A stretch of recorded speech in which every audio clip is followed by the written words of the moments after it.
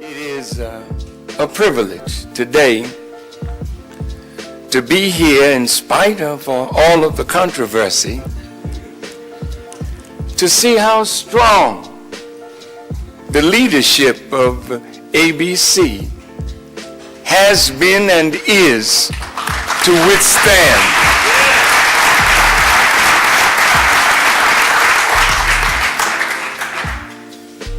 universities are supposed to be a place or places where ideas are exposed to the students, and naturally critical thinking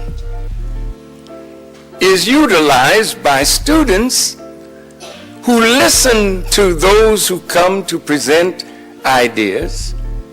And if those students are as educated as others would like us to believe we are, then your critical thinking will allow you to dispel things of which you find abhorrent, disagreeable, or unwise. It bothers me that in a university such as Berkeley, which has been in the forefront of so much social change, that some would come to the black students and ask them to disinvite somebody that they invited. Now, I have to say to those who dared, who arrogantly thought that they could frighten this generation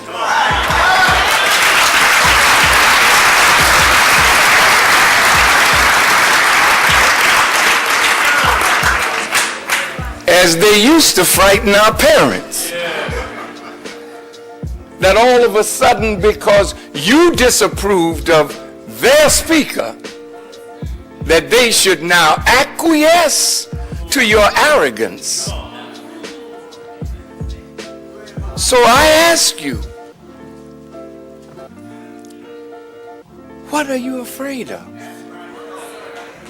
What is it that I might say to your students or your slaves?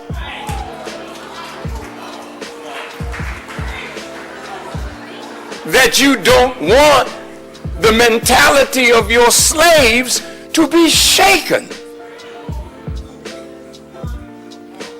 Or are you still in the mode and the mind of a slave master that you think we should bow down to you and you tell us who we should listen to?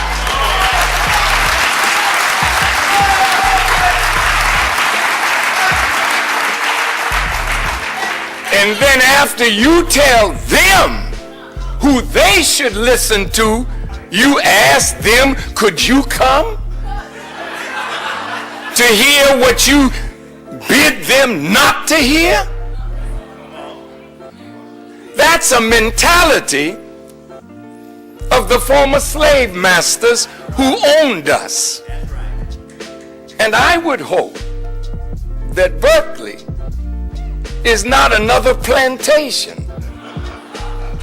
or that the UC campuses of California are not continued plantations, not only for the blacks, but for those who pay money to get an education in a world that they can never change the problems that they're going to face.